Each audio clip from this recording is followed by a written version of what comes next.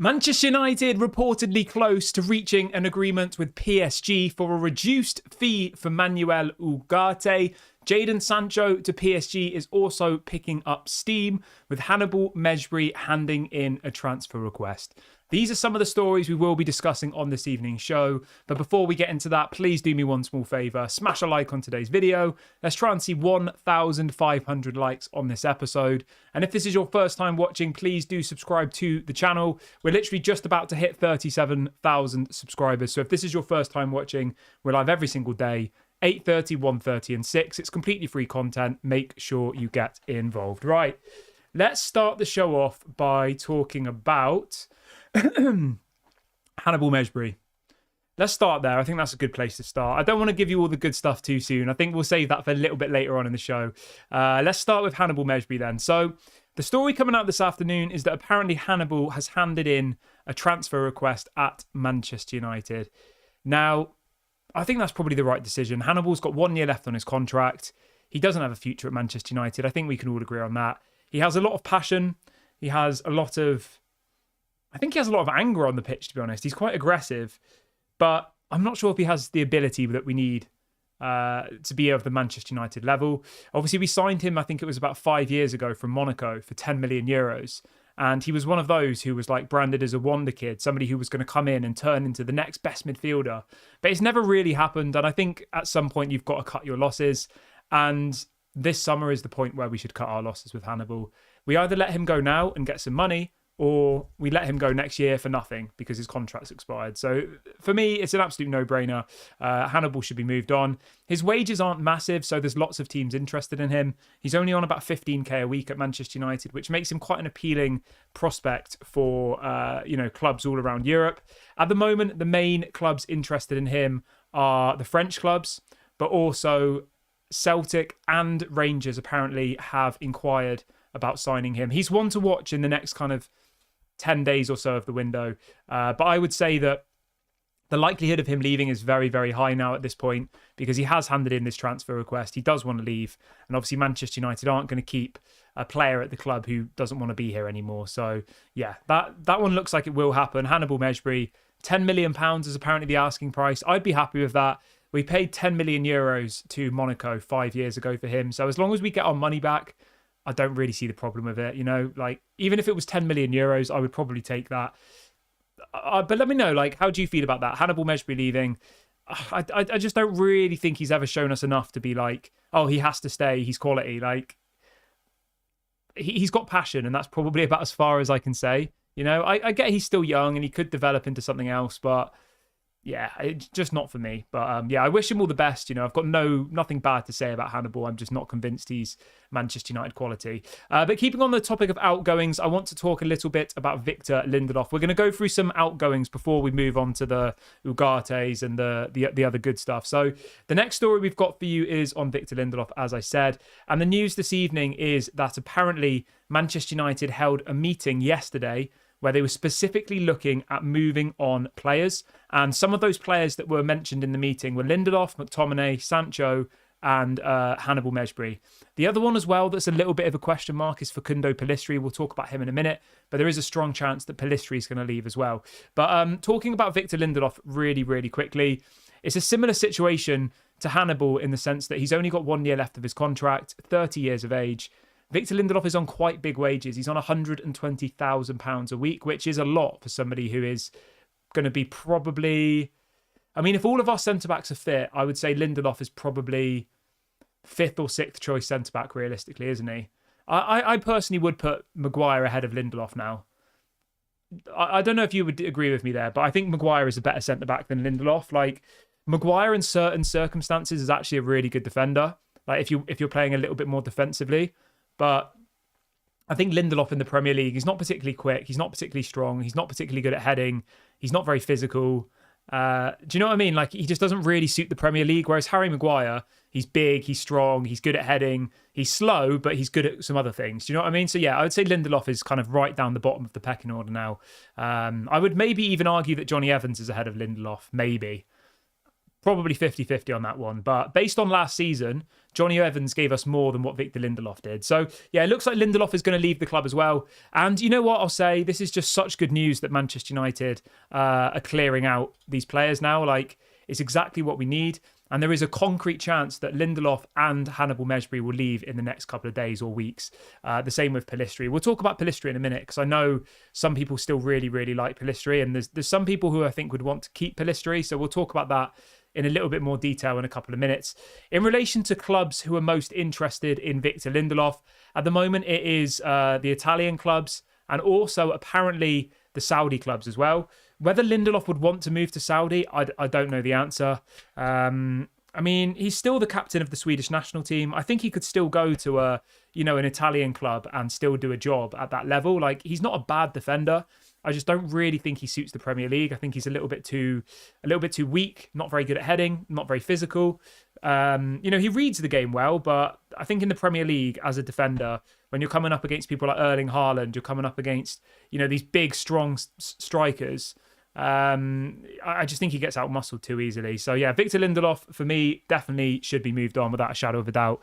But I'll be interested to see what you will think. Like, should Manchester United keep Victor Lindelof or should they move him on? Obviously, keep getting your comments in as we're going through and letting me know like whether you agree with my points on all of these different people. Now, in relation to Lindelof, apparently Manchester United are asking for 6 to 9 million for Victor Lindelof, which I think is completely reasonable. I've got no problem with that whatsoever. I think it's a fair price. With 1 year left on his contract, you can't really complain about that, can you? Like, it's very, very fair if you ask me. I can see loads of people in the chat asking about McTominay. He was the next player I wanted to come to, so thank you very much for reminding me. So anybody who missed the show this morning, the latest on Scott McTominay is this. This is coming from The Athletic, which for me is the most reliable news outlet in the world at the moment, I would say. I think, The Athletic don't seem to miss. Every time they put out a story, it seems to be very, very reliable, very well sourced. So yeah, I really, really like The Athletic. And they're reporting today, this is coming from Laurie Whitwell, and he is reporting that apparently McTominay is attracting interest from not only Fulham, but also Napoli and Fenerbahce and Galatasaray. So there is currently 4 teams who are trying to sign Scott McTominay. And he even throws in as well Brentford, which I'll be honest, I can't see Scott McTominay going to Brentford. I think it's very, very unlikely. But Napoli, I think that would be an unbelievable move for Scott McTominay. If he went off to Napoli, that would be a great move for him. Fulham obviously had a bid rejected. I think it was 2 weeks ago or a week ago for around £20 million. Manchester United are still asking for 25 million for Scott McTominay, which I think is fair. 1 year left on his contract, 27 years of age. Probably not, in Manchester United's plans for the long run. And I personally wouldn't give McTominay a new deal because I know he is, from the youth academy. I know he gives 150%. I know he tries hard, but I'm just not sure if he has the ability to do what we need in the centre of midfield for Manchester United. He does if we want to keep finishing 8th. Like, McTominay for me is a mid-table player. If you want to keep finishing 8th, then, give McTominay a 5-6 year contract. Brilliant. But if our aspirations are to get into the top 4, then the top 3, and then win the league, you're not going to do that with McTominay as one of your main players. I'm sorry. Like, McTominay is a Fulham level player or an Everton level player or a Brentford level player, I think personally. As a starting player anyway. As a squad player, maybe it's slightly different. But the point I'm making here is Manchester United need to raise money. And the easiest way for Manchester United to raise money is to sell someone like Scott McTominay because he's not on big wages. He's only on about 60k a week at Manchester United, which, as I said, if you compare that to Victor Lindelof's on £120,000 a week. So you can see why Manchester United are trying to push Victor Lindelof out of the club because he's on big wages with only a year left of his contract. Whereas McTominay, there is way more interest in him because he's not on big wages. He's still relatively young for a footballer. He's 27. And so it'd be interesting to see where McTominay ends up. I still think McTominay is going to leave, to be honest, because obviously Toby Collyer has been promoted to the first team. We'll talk about him in a minute. It looks like Manuel Ugarte is going to sign. We'll talk about him in a minute. And then you've obviously got Eriksen, who's not going to go anywhere. You've got Casemiro, you've got Bruno, you've got Mount, you've got Kobe Mainoo. Like, we've got so many options in the midfield now. I don't see how McTominay is going to play, and he will be a bench warmer. And it's whether McTominay, at the age of 27, I think he turns 28 next month, whether he wants to be sat on the bench. And I imagine the answer will probably be no. But obviously, we'll wait and see what happens. We've got over 1,600 people watching the show live now, which is absolutely amazing. If everyone could do me a small favour and smash a like, that'd be really, really appreciated. We've only got 300 likes so far. I've set a likes target of 1,500 for today's video. And if this is your first time watching, please do subscribe. We're literally less than 10 subscribers away from 37,000. So if this is your first time watching, please do go and subscribe. Make sure you get involved. And if you want to see where all of our stories are sourced from and you want to kind of connect a little bit more, I post them all over on Twitter. I've just dropped the link into the chat. So if you want to come follow us on Twitter and, you know, see where the stories come from and have a bit of conversation with me, you can either search Daily Red Devil on Twitter or just follow the link I put in the chat. But keeping on the topic of midfielders, I wanted to move on over to Toby Collyer, and I want to give him a massive congratulations because apparently Toby Collyer is seen as a first team player now. That's what's being reported this evening, that apparently Collyer will be in the first team, and apparently Manchester United see him as the future of the number 6 role for the club going forward. And you know what? I actually agree with that. I think Toby Collyer looks absolutely unbelievable for his age, and you wouldn't think that Toby Collier's first professional game for Manchester United was the Community Shield on Sunday. Was it Sunday? Sunday or Saturday? My brain's gone. It was on Saturday. On Saturday. That was his actual first appearance for Manchester United. Obviously, he played in some friendlies during the pre-season, but that game on Saturday against Man City was his first competitive game. And he doesn't look like that. He looks like he's been playing in the Premier League for a few years already. And the story today coming out from Sam C, who is somebody I follow on Twitter who seems to get good information around the club, is that Manchester United expect Toby Collyer to grow into someone who fits the number 6 role quicker than any player on the market currently. So they're effectively saying that the CDM role for Manchester United is effectively going to be Toby Collyer. That's the plan. But they still know that they need to strengthen in the meantime. And it goes on to say that United will now try and sign a midfielder, but it will not be a midfielder who fits.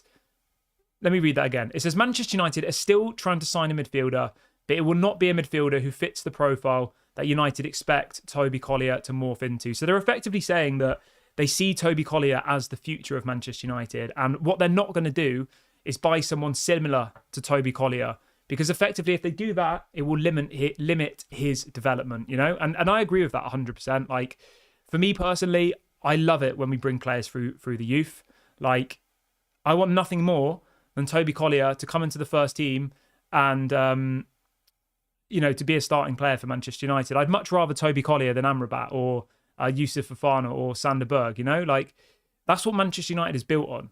It's the youth team. It's the youth players. It's bringing people through. And yeah, I just really, really like it, you know, when we bring people through. I think it's such a good feeling. And it makes me so proud of this football club when you see people like Collyer, people like Garnacho, people like Mainu, Rashford, Greenwood, Willy Campuala, Brandon Williams. Like, the list goes on and on and on and on and on of players who Manchester United have developed and brought through and brought into the first team. So congratulations to Toby Collyer. It looks like we will be seeing a lot more of him this season. The same as Harry Amas. Harry Amas is going to be a first-team player for Manchester United next season. So that's absolutely amazing. And as Digital Sports Update says in the chat, Toby Collyer is the future of Manchester United. Yeah, and I agree with you, Craig. Craig says we should invest in the youth. 100%. 100%. Like, there's nothing more than important than bringing through youth players. Because let's do a little comparison quickly, right? So one of our rivals, Arsenal. Arsenal, in 5 years of Mikel Arteta, he hasn't brought through one youth player. Not one. You can go and check this if you don't believe me.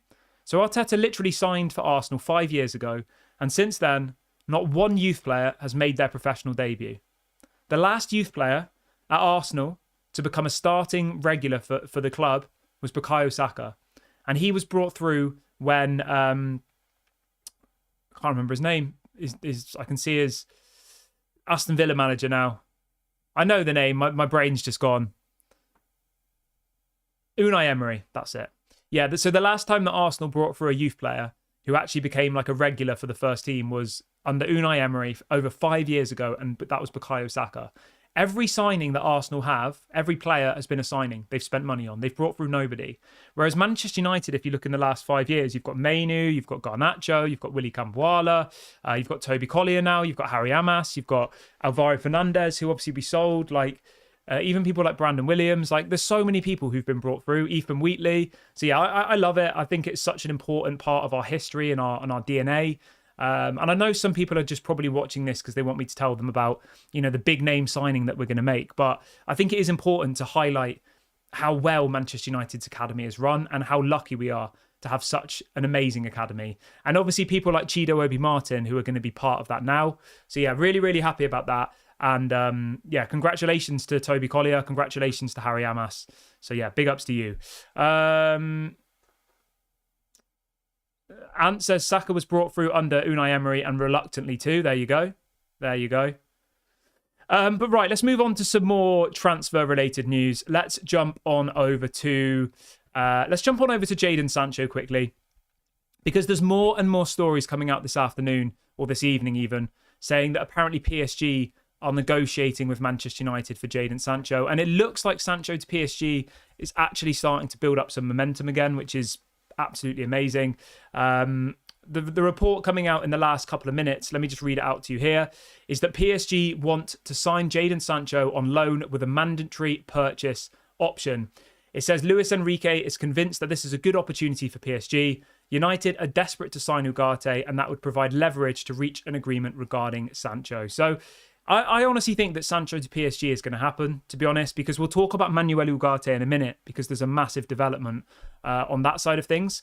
But in relation to Jadon Sancho, if we can, if we can agree on a loan deal with them, with an obligation to buy next summer, I think it's a great bit of business for everybody. I do. Jadon Sancho's got 2 years left of his current contract, right? So if we don't sell him now, then this time next summer, he'll only have 1 year left, and that puts us in a very, very risky position. We spent £73 million on Jadon Sancho, and we've paid him 350 grand a week for the last, I think, 3 years that he's been here.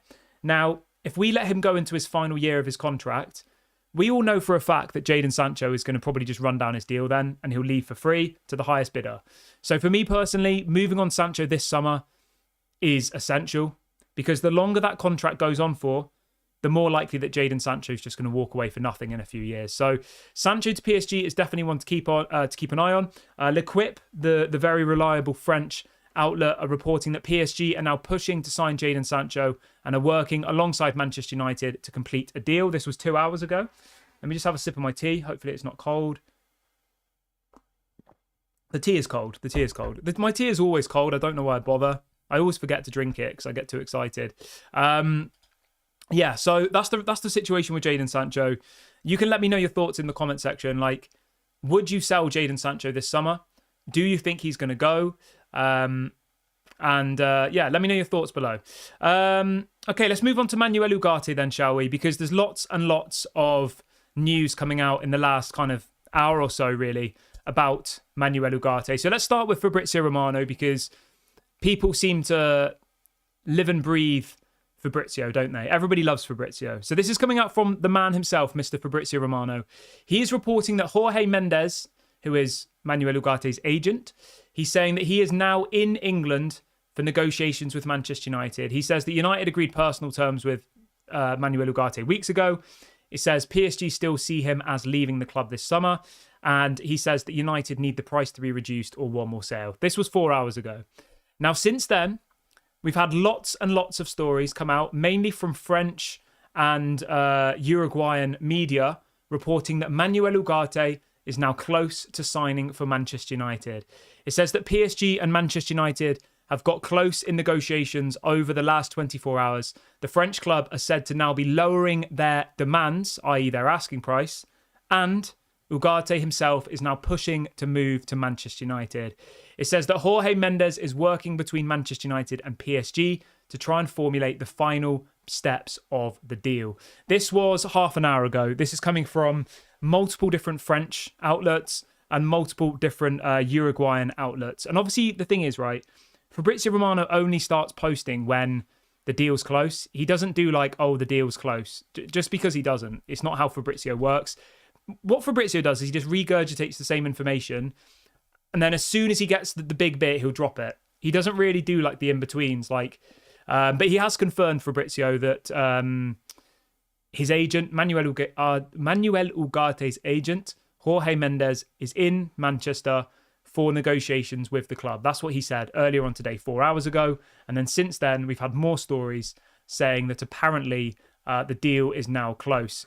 And you know what? Again, if we pull this one off, I have to give a round of applause to Ineos, because if we manage to get him for less than the £50 million they've asked for, then that just shows that Ineos knew what they were doing. There were some people sat here a couple of weeks ago saying, Ineos don't know what they're doing. They're just as bad as the Glazers. Like, there were people in this fan base who felt like that just because we didn't sign a player for 2 weeks.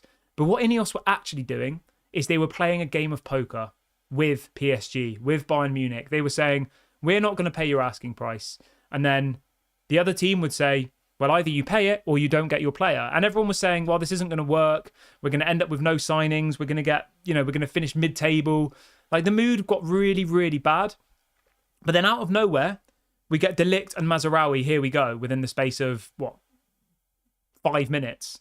So I'm really, really happy. And I personally think that this Manuel Ugarte deal will be done very, very soon, to be honest. Because the thing is, right, Manchester United's season starts in 3 days. And even if Toby Collyer is the player for the future, we need someone like Manuel Ugarte for the now. Like, Manuel Ugarte or Sander Berg or Amrabat or Rabiot, is essential. We need a midfielder right now. We do. Because, obviously, we've already let Donny van der Beek go. Not that he was really offering anything, but he's still gone. Hannibal Mejbri's going. We've spoke about him. Amrabat's gone. So we've actually lost 3 players from our midfield, at least from the options, haven't we? So the very, very bare minimum we can do now is sign 1 midfielder. And Manuel Ugarte, for me, has to be that player. We know that he wants to join Manchester United. It's been widely reported that Manuel Ugarte has rejected approaches from other clubs. There were some murmurs today. Now, take this with a pinch of salt. There are some murmurs today, and this might just be people trying to troll Liverpool.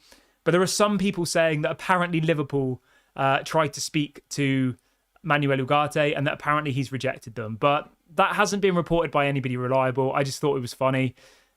Everybody wants to knock Liverpool fans because they are literally down at the moment, aren't they? They're down in the mud and everybody's throwing the sand in the Liverpool fans' face. So we'll wait and see whether that actually becomes anything realistic. But yeah, it's just funny, isn't it? I was going to say I feel bad for the Liverpool fans, but I don't. I'm absolutely loving the Liverpool fans' demise at the moment. It is just hilarious. So funny. Like, when you look through all the players that have rejected Liverpool, it's literally laughable. So yeah, Manuel Ugarte to Manchester United, apparently close. So we have another story here. Let me read this out to you here. So it says Manchester United and PSG are now close to reaching an agreement for the transfer of Manuel Ugarte. This is coming out from a tier 1 source in Uruguay. And it goes on to say that PSG have apparently reduced their asking price for the player. We don't know what the asking price is now, but obviously the original asking price was £50 million. And multiple people are saying that they have reduced that asking price. And this same source is saying that apparently Manuel Ugarte to Manchester United could be sealed in the next few hours. And you know what? The way that Ineos have worked this summer, I would not be surprised at all if it is, because they continually surprise me. I had to pinch myself earlier on today because I was like, I don't recognise my football club anymore. When we've looked at how bad we've been in the window over the last decade, we were so predictable.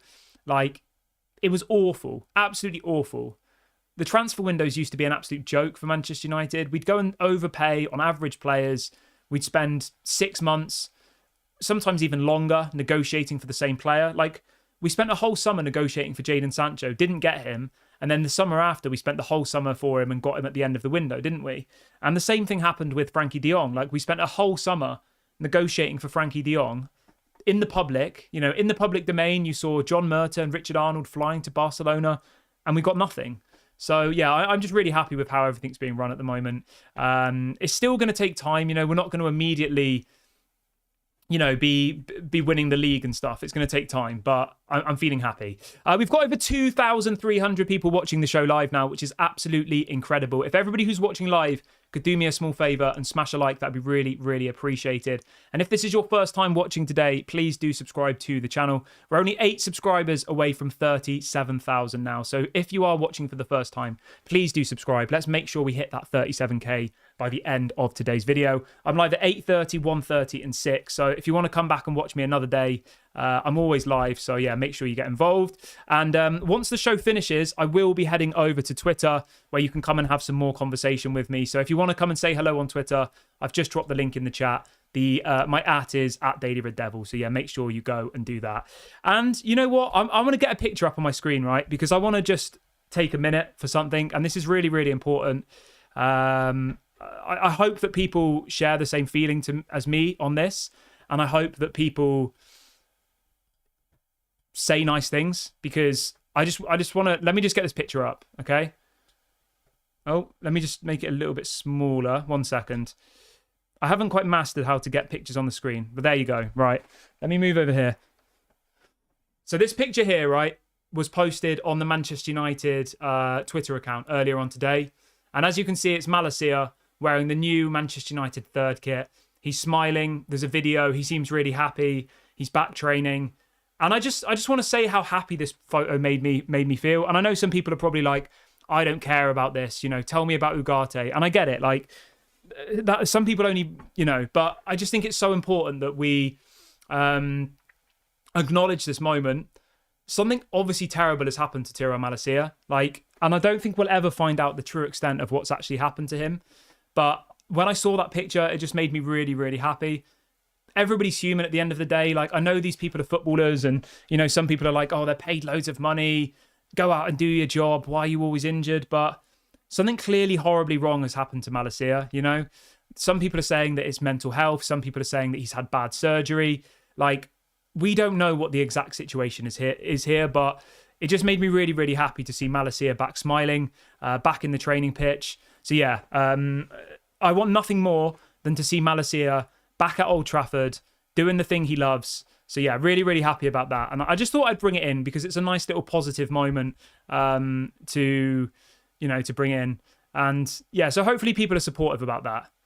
There's loads of people in the chat giving their opinions. Oh, he was in a car crash. Oh, it was mental health. Oh, it was this. That's what I'm saying. I don't think we'll ever know the true extent of what's happened to this guy. But I'm just happy to see him again and to see that he's actually alive, because some people were like, there was some mad conspiracies going on about Malacia, saying that he's dead, and people were coming out with some crazy, crazy conspiracies. I don't want to say it was funny, but some of the stuff you saw on Twitter, people were like, oh, I think this has happened to him. Some people were saying that he was involved in the Quincy Promise, there was just people making up complete crap, and I'm just glad to see that he's there. He looks like he's happy, and I wish him all the best, and I hope that he is able to do what he loves again soon, which is obviously playing football. So yeah, sorry for I just thought it was important to bring that kind of thing into the show, because for anybody who's new, this channel isn't toxic. I don't do that. I get that Malacia has been paid for the last year and a half to not play football, but that's not how I do things on this channel. I'm not going to sit here and scream because someone's been paid wages, everybody's human, things happen. And yeah. Right, let's move on from that though. I just thought it was important to bring stuff like that into the show, so it's not just, purely football talk, it's human talk as well. Yeah, I mean, there's loads of people in the chat giving their conspiracies about what's happened and stuff. I get it. So, but yeah, welcome to all the new people as well today. I'm seeing lots of new names in the chat. So welcome, everybody. I hope you are all doing well. It's great to have you on the show today. People are asking what's happened to Luke Shaw. I don't know with Luke Shaw. I really, really don't.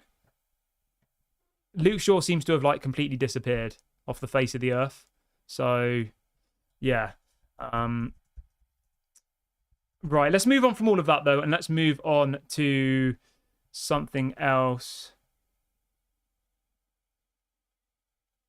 There's someone in the chat who is saying that Jorge Mendes isn't Manuel Ugarte's agent. Well, he is. Fabrizio Romano, who is the most reliable journalist in the world, has said that he is. And Google says that he is as well. So I don't know where you're getting your information from, but Google says that Manuel Ugarte's agent is Jorge Mendes.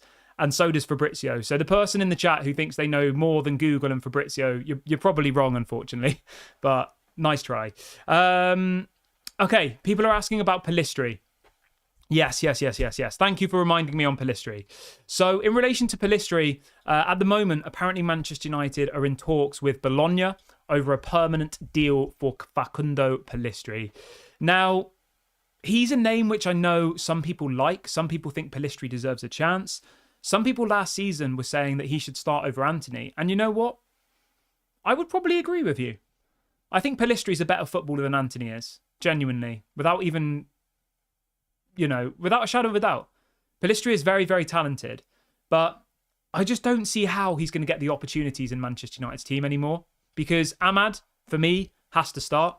This Friday, against Fulham, if Ahmad doesn't start, there's going to be a lot of questions asked, right? We're all going to be sat here on Friday like, why the hell is Ahmad not playing? Ahmad has to play. So how is Pellistri going to get any game time when Ahmad is now effectively our new starting right winger? And then you've also got Antony, who we paid 95 million euros for, who's kind of sat there saying, pick me, doing interviews saying everyone's going to be talking about him this season and all the rest of it. And whether we like it or not, Erik ten Hag is always going to feel like he has to try and make Antony work, because Antony's always going to be remembered as the 95 million euro signing that Erik ten Hag demanded for and didn't work. Now, I appreciate that Erik ten Hag didn't negotiate the deal, but Erik ten Hag clearly wanted Antony, didn't he? Otherwise, we wouldn't have signed him. So, yeah, I feel like Erik ten Hag does always feel like a bit of an allegiance towards Antony, and that he has to play him just because of the price tag and just because it's his job to make it work, So in relation to Pellistri, as I said, it looks like Bologna are going to be the team who mainly go for him. Obviously, we've already done a lot of business with Bologna this window. We bought Joshua Zirkzee from them, so it should be a relatively easy deal to do. Apparently, it's going to be a straight sale because Pellistri only has 1 year left on his contract. So yeah, Pellistri to Bologna is one to watch. I forgot a really, really important bit of information about Manuel Ugarte, and I feel stupid now. So I'm going to circle back to Manuel Ugarte. I apologise. Somebody mentioned Pellistri and I got a bit sidetracked. So let's go back to Manuel Ugarte really, really quickly, because I think I missed out the most important bit of the whole story. Now, this is coming from L'Equipe. This is coming from multiple different French La Parisienne.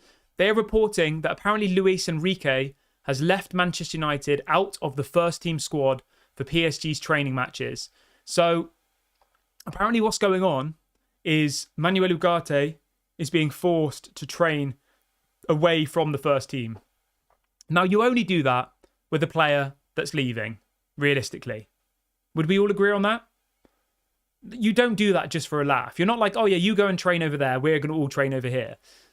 Managers only do that when they say, right, Manuel Ugarte isn't part of our plans. There's no point having him in the training sessions. He needs to go and train separately. So this was reported literally a couple of hours ago from La Parisienne, from L'Equipe, saying that Luis Enrique has left Manuel Ugarte out of the PSG first team training squad. The player is now training on his own. And then they obviously go on to say that the player is now likely to leave the club this summer.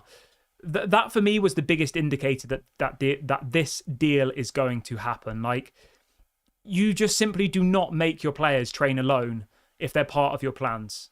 Even Jadon Sancho, who most people think should leave this summer, is still training with the first team, right? And that kind of says it all for me. Even Lindelof, who is probably going to leave. Even Wan-Bissaka, like all of these players in the Manchester United squad who are almost set to leave are still training with the first team squad. Whereas at PSG, obviously, they want to keep it separate. Welcome to Alan, who's just joined the Daily Red Devil Members Club. Thank you very much for your support, my friend. I really, really do appreciate it. I hope you're doing well. If you want to join the Members Club, hit the $sign. I think it's like 99p. Obviously, any support of the channel is, of course, really, really appreciated. So, yeah, thank you, Alan. I hope you're good, mate. And welcome to the Daily Red Devil Members Club. So, yeah, Manuel Ugarte, obviously, as soon as we get any more news, I will go live. So make sure you're subscribed. If you hit the notification bell when you subscribe, then whenever I go live, you'll get a notification. So if anything breaks, I literally go live immediately. So make sure you subscribe and make sure you have the notification bell on, and then you won't miss any news. That's the most important thing. Like, you'll get a notification on your phone and it will say Daily Red Devils live. It will tell you what I'm going to talk about, and you can click on it and you can get your information like immediately. So make sure you do that. Some more positivity for you. And that is, we have confirmation that De Ligt and Mazraoui trained with Manchester United today. Would you like to see the photo? I'm going to put the photo on my Twitter right now. So if you don't follow us on Twitter, head on over to our Twitter and I'll put the photo up there. I'll be honest, the photo is a little bit blurry, but it's definitely them. So anybody who wants to follow on Twitter, the URL is Daily Red Devil. Obviously, everybody is welcome. I put loads of pictures up there. I had pictures of Mazraoui and De Ligt boarding their private jet. I had all of that stuff. So if you want to see things like that, then that's the best place to do it. But yeah, it's been confirmed that De Ligt and Mazraoui were in training today. So that's really, really positive and really, really good to see. Somebody in the chat says, is there any chance we'll get Zubimendi? Mate, I reckon there is a 0% chance of getting Zubimendi, I would say. People are saying they want to see the photo here. Okay, cool. I'll show you the photo here. Just because you asked so nicely. Where is it? And as I said, it is a little bit blurry, so don't shoot the messenger, but there we go. Okay. So for anybody wondering what this photo is, the photo on the screen now is De Ligt. So this was taken today. Obviously, you can see De Ligt here. Where is it? Can you see my finger? De Ligt is... Oh, you can't see my finger. De Ligt is there anyway, in the blue shirt, and then next to him on his right is Mazraoui, and then next to him is... Eric Ten Hag. So yeah, that was taken today at Carrington. Apparently the announcement's been delayed until tomorrow. I don't know why. I don't have that answer for you. But yeah, they are there. They were in training and they are going to be available for the game against Wolves. Fulham on Friday. So that's really, really good. So really, really happy about that. The photo is a little bit blurry. I do apologise, but there's not really too much I can do. Someone's saying, have you just photoshopped that? No, I haven't photoshopped it. That is a real photo. I didn't Photoshop it, I promise. I promise. Malp says, why haven't the club officially announced them yet? I don't know the answer to that, mate. I don't. I honestly can't give you that answer.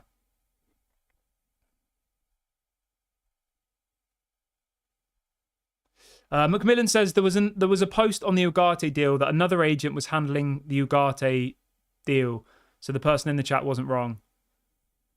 I'm not sure, mate. Well, Fabrizio Romano, who probably every person in this chat lives and breathes off everything he says, said earlier on today that Jorge Mendes was in Manchester or had gone to the UK to negotiate the deal for Manuel Ugarte. So maybe he's come in to just, speed it up. I don't know. I don't know the exact bits of it, but maybe what you mean is that it's somebody who works for Jorge Mendes who's been negotiating the deal, But his actual agent is Jorge Mendes.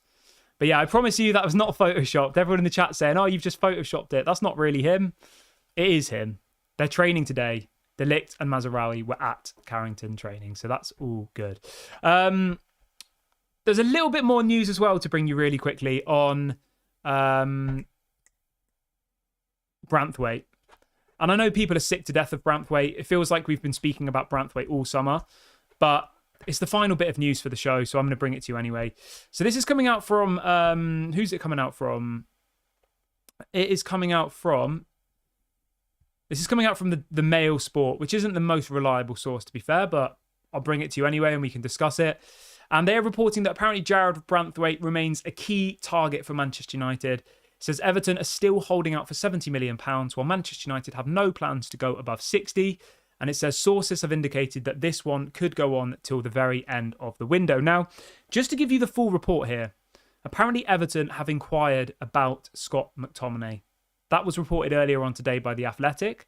Now, is there a world where we sell McTominay to Everton, 25, 30 million pounds, and then we go and buy Branthwaite for 50, 60 million pounds? I would do that deal. I think it would be amazing because the biggest problem Manchester United have is, even though we've signed Lenny Yoro and De Ligt, this time next year, Lindelof, Maguire, and Johnny Evans all of their contracts will expire.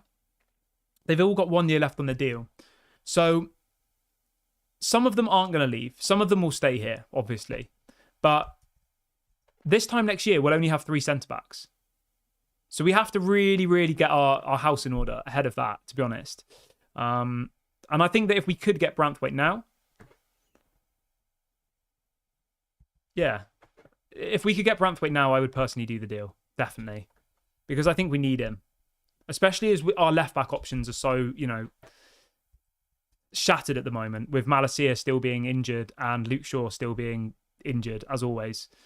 Somebody in the chat saying, why don't we sign Joao Felix? I wouldn't want Joao Felix personally.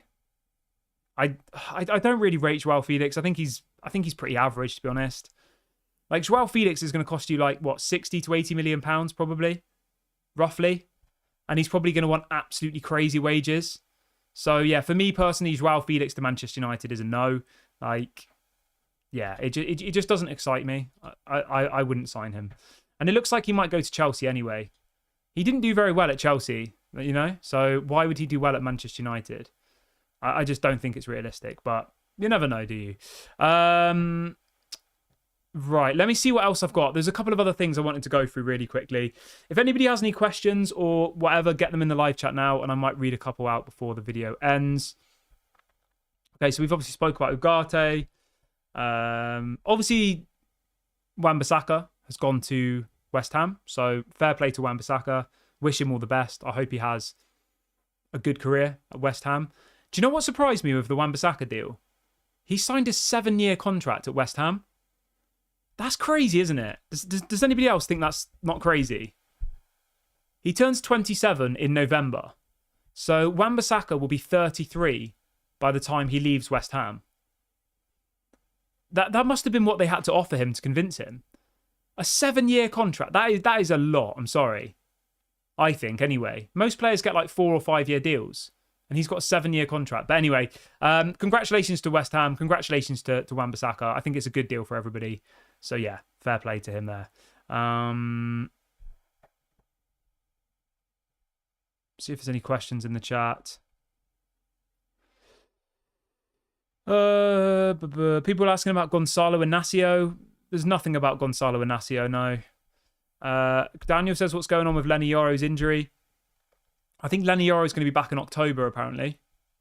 So, yeah, we've got a long way to go until Lenny Yoro is going to be back. Very long way to go. I'm going to wrap the video up here, guys. Thank you very much to everyone who has joined me on the show this evening. It's been an amazing video. Had a great reaction, great response. Obviously, as soon as we get any more news on Ugarte, I will go live. Make sure you hit the like button before you leave. It doesn't cost you any money. It's completely free. So why would you not do it? It really helps the channel out. And make sure you subscribe as well. Everybody is welcome. I'll be back live at 8:30 tomorrow morning. I usually go live at 8:30, 1:30 and 6. So if this is your first time watching, I will see you here at 8:30 tomorrow morning. Make sure to subscribe. Come and join us on Twitter as well, at Daily Red Devil. I'm on there quite regularly now. If you want to ask me any questions, if you want to disagree with things I've said, then go and do that now. Thank you very much, everybody. Have a great evening, and I'll speak to you all tomorrow at 8:30. Bye for now.